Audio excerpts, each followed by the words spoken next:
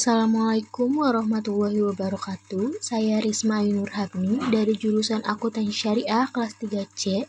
Di sini saya akan menjelaskan mengenai tugas artikel di mata kuliah Akuntansi Syariah yang berjudul Sistem Keuangan Islam. Sistem keuangan Islam. Pada dasarnya, sistem keuangan suatu negara sangat dipengaruhi oleh sistem ekonomi yang dianut. Sistem ekonomi menunjuk pada satu kesatuan mekanisme dan lembaga pengambilan keputusan yang mengimplementasikan keputusan tersebut terhadap produksi, konsumsi, dan distribusi pendapatan. Karena itu, sistem ekonomi merupakan sesuatu yang penting bagi perekonomian satu negara. Definisi lembaga keuangan syariah mirip dengan definisi lembaga keuangan konvensional. Bedanya, lembaga keuangan syariah menganut prinsip yang berbeda, yaitu prinsip hukum Islam dalam kegiatan perbankan dan keuangan, yang didasari pada fatwa yang dikeluarkan oleh lembaga yang berwenang mengeluarkan fatwa di bidang syariah. Keuangan Islam adalah sebuah sistem yang bersumber dari Al-Quran dan Sunnah, serta dari penafsiran para ulama terhadap sumber-sumber wahyu tersebut. Struktur keuangan Islam telah tampil sebagai salah satu implementasi modern dari sistem hukum Islam yang paling penting dan berhasil, dan sebagai uji coba bagi pembaruan dan perkembangan hukum Islam pada masa mendatang. Berikut ada beberapa ciri-ciri sistem keuangan Islam. Yang pertama, harta publik dalam sistem keuangan negara Islam adalah harta Allah. Kemudian, yang kedua, Rasul adalah orang pertama yang melakukan praktik keuangan Islam. Yang ketiga, Al-Quran dan Sunnah merupakan sumber yang mendasar bagi keuangan Islam. Keempat, sistem keuangan Islam adalah sistem keuangan yang universal. Kelima, keuangan khusus dalam Islam menopang sistem keuangan negara Islam. Keenam, sistem keuangan Islam mengambil prinsip alokasi terhadap layanan sebagai sumber-sumber pendapatan negara. Ketujuh, sistem keuangan Islam ditandai dengan transparansi. Kedelapan, sistem keuangan negara Islam merupakan gerakan kebaikan. Terakhir, sistem keuangan Islam adalah modal toleransi umat Islam.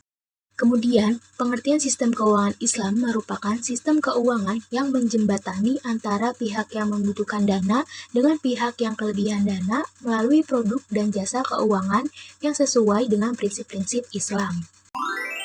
Prinsip-prinsip Islam dalam sistem keuangan, yaitu kebebasan dalam bertransaksi, kemudian bebas dari maisir, gharar, haram, riba, dan batil. Kemudian semua orang berhak mendapatkan informasi yang berimbang, memadai, akurat agar bebas dari ketidaktahuan bertransaksi. Dan yang terakhir, bebas dari upaya pengendalian, merekayasa, dan memanipulasi harga.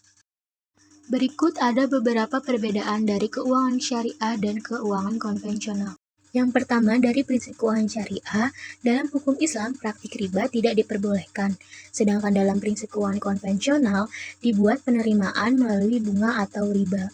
Yang kedua, dalam prinsip keuangan syariah mencari kemakmuran di dunia dan kebahagiaan di akhirat, sedangkan prinsip keuangan konvensional berorientasi menghasilkan laba. Kemudian, dalam prinsip keuangan syariah, hubungan dengan nasabah dalam bentuk hubungan kemitraan, sedangkan dalam prinsip keuangan konvensional, hubungan dengan nasabah dalam bentuk hubungan debitur dan kreditur. Terakhir, yaitu dalam prinsip keuangan syariah, penghimpunan dan penyaluran dana harus sesuai dengan fatwa Dewan Pengawasan Syariah, sedangkan prinsip keuangan konvensional tidak mendasarkan operasinya kepada Dewan Syariah. Tujuan utama sistem keuangan Islam adalah menghapuskan bunga dari semua transaksi keuangan dan menjalankan aktivitasnya sesuai dengan prinsip-prinsip Islam, distribusi kekayaan yang adil dan merata, serta kemajuan pembangunan ekonomi. Kemudian, ada 3 faktor yang melatar belakangi lahirnya keuangan Islam, yaitu religius ideologis, empiris pragmatis, dan akademik idealis. Selanjutnya, ada alternatif sistem keuangan yang secara konseptual lebih mampu menciptakan sistem keuangan yang lebih adil dan harmonis. Ada nilai ketuhanan, nilai dasar kepemilikan, keseimbangan, nilai dasar persaudaraan dan kebersamaan, nilai dasar kebebasan, dan nilai dasar keadilan. Dalam sistem ekonomi syariah, nilai instrumental yang strategis yang mempengaruhi tingkah laku ekonomi seorang muslim adalah yang pertama zakat, yang kedua pelanggaran riba, yang ketiga kerjasama ekonomi, keempat, jaminan sosial, dan yang kelima, pelanggaran terhadap praktek-praktek usaha yang kotor. Di samping itu, lembaga keuangan syariah juga dilarang terlibat dalam money laundering dan melakukan langkah-langkah formal dan profesional dalam melakukan penilaian terhadap proposal proyek agar terhindar dari risiko yang berlebihan. Tingkat kehati-hatian dalam keuangan dan perbankan syariah juga mencakup dua hal, yaitu adanya prinsip kehati-hatian dan kepatuhan terhadap syariah. Dan untuk memberikan dampak yang lebih signifikan terhadap ekonomi, sistem keuangan Islam perlu memiliki porsi yang lebih signifikan terhadap total aset keuangan, yakni setidaknya 20%.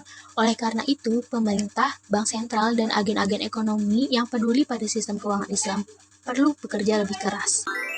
Selanjutnya, ada langkah-langkah dalam mempercepat perkembangan sistem keuangan syariah baik secara nasional maupun internasional. Yang pertama, perlunya memperkuat sistem pengaturan dan pengawasan lembaga keuangan Islam.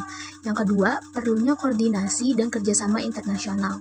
Ketiga, perlunya kolaborasi di tingkat pengawasan sistem keuangan Islam lintas negara. Yang keempat, perlunya model bisnis sistem keuangan Islam khususnya di perbankan syariah dengan memberikan penekanan pada bisnis di sektor real ketimbang pasar keuangan.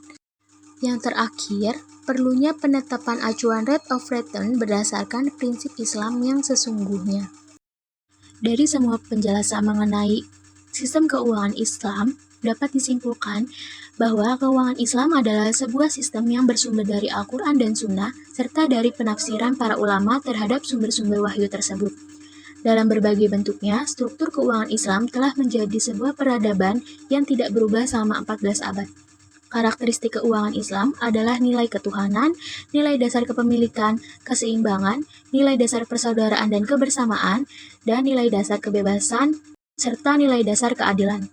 Instrumen sistem keuangan Islam adalah zakat, larangan riba, kerjasama ekonomi, jaminan sosial, dan pelanggaran terhadap praktek-praktek usaha kotor serta adanya peranan negara dalam sistem ekonomi untuk memberikan dampak yang lebih signifikan terhadap ekonomi.